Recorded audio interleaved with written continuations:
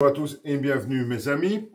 Avant de commencer cette vidéo, juste dire pour ceux qui vont nous rager ou crier et insulter en commentaire, non, cette vidéo n'est pas un titre putaclic, loin de là, bien au contraire, vous allez voir à la fin de la vidéo que mes propos ne sont vraiment pas dénués de sens, je trouve, du moins, c'est ce que je pense.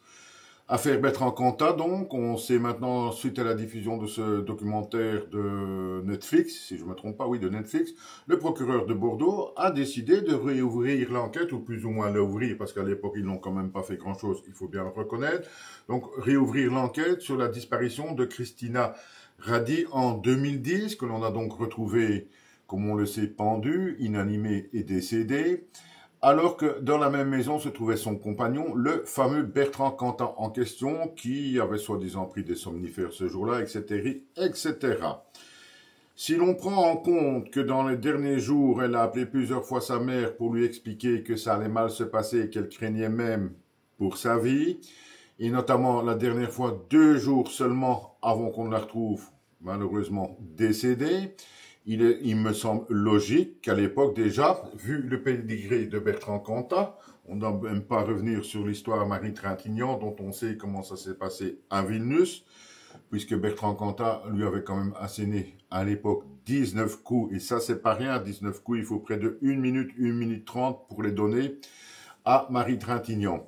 Donc, il est quelque part logique, quand on sait que ce personnage a un tel vécu, un tel passé, que Christina Radi prévient 2 ou 3 fois sa mère, et comme je viens de vous le dire, 2 jours seulement avant qu'on la retrouve décédée, que ça va mal se passer pour elle, qu'elle a peur pour sa vie, rien ne se passe à l'époque. Puis donc, diffusion de ce documentaire sur Netflix, qui ravive pas mal de souvenirs et d'émotions surtout. Et donc, le procureur de Bordeaux décide de réouvrir une enquête. Et là, qu'est-ce que j'apprends aujourd'hui? Eh bien, que la famille de Christina Radi s'y oppose formellement. Elle est contre, elle est farouchement contre, nous dit-on. Et là, je ne comprends pas. Je ne comprends vraiment pas ce qui se passe. Je me mets 2 secondes à la place de ces gens, en 2010. Leur fille est avec je suis désolé du mot, un assassin. C'est prouvé, il a été condamné, ce n'est pas de la calomnie ou de la diffamation, c'est un fait avéré. Sa fille est donc avec ce gars-là, qui a un pédigré et un palmarès formidable. Elle prévient sa mère qu'elle se sent en danger de mort. 2 jours après son dernier appel, on la retrouve justement décédée. Et là, il n'y a pas d'enquête, rien ne se passe et la famille ne réagit pratiquement pas. Déjà, je ne trouve pas ça normal. Moi, si ma fille, j'en ai 3, qui sont heureusement en bonne santé, j'en ai 3, est en couple avec un gars qui a un tel pédigré et un tel passé judiciaire, ben déjà ça va pas me plaire, mais soit elle ferait ce qu'elle veut. Mais si elle me prévient qu'elle se sent en danger, déjà je réagis. Je la récupère chez moi et basta le Cantat qu'il aille se faire foutre, qu'il la regarde plus, qu'il ne la touche plus, qu'il ne la voie plus. Ça ne se passe déjà pas comme ça, et puis se passe ce qui se passe en 2010, donc on retrouve Christina Radi comme ça. Mais là, moi je suis les parents ou la famille, mais directement, je fonce chez le procureur et je demande qu'il y ait une enquête. Ça me paraît évident. Je me dirais, mais le gars, le Cantat, il a recommencé. Après Marie Trintignant, maintenant c'est ma fille. Il a recommencé à enquêter, c'est pas possible. Notre fille nous avait prévenu, etc. Mais tout ça ne se passe pas. Aujourd'hui donc, le procureur de Bordeaux, suite à pas mal de nouvelles interrogations, de nouvelles interviews à gauche, à droite, se dit, bon, il va quand même réouvrir l'enquête, voir ce qui s'est exactement passé. Et là, la famille est contre. Ça, je ne comprends pas. La famille devrait se dire, mais oui, tout compte fait, oui, allons-y, fonçons. Peut-être que notre fille n'est pas morte comme on nous l'a expliqué. Peut-être que c'est malheureusement également un meurtre. Alors il faut que le meurtrier paye. Mais là, non, même pas. C'est le contraire. Ils sont farouchement opposés. Je veux bien, on parle évidemment d'exhumation du corps afin de refaire une autopsie. Ça, c'est peut-être un peu plus dérangeant, un peu plus dur. Mais moi, je serais parent, je voudrais absolument savoir ce qui s'est réellement passé, s'il y a des doutes.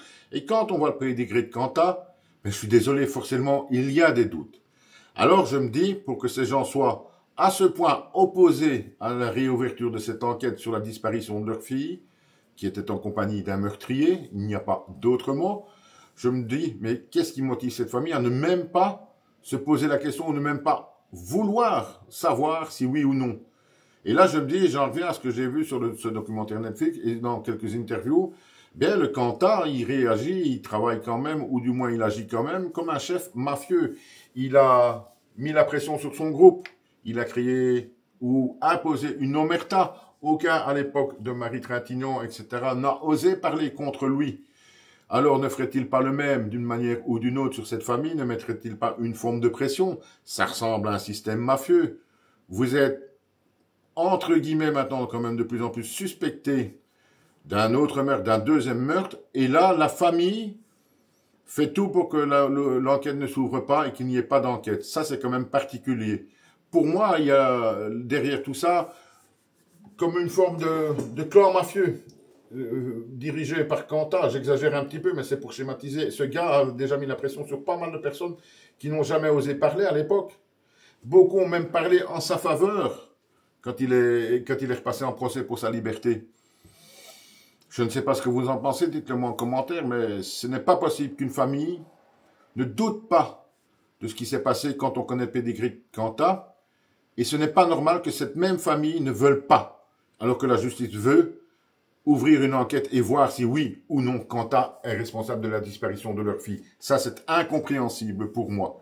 Il y a vraiment comme une histoire mafieuse derrière ça, une espèce de mise sous pression. C'est mon avis, je ne sais pas si c'est le vôtre. Mais sinon, mettez-vous quelques instants à la place de cette famille radie, si ça arrivait à un de vos enfants, dans les circonstances et avec comme compagnon ce genre de personnage. Je suis certain que vous, comme moi, on fonçait chez le procureur pour demander une enquête, pour dire non, ce n'est pas possible. Il a recommencé. Ici, c'est tout le contraire qui se passe. Incompréhensible pour moi.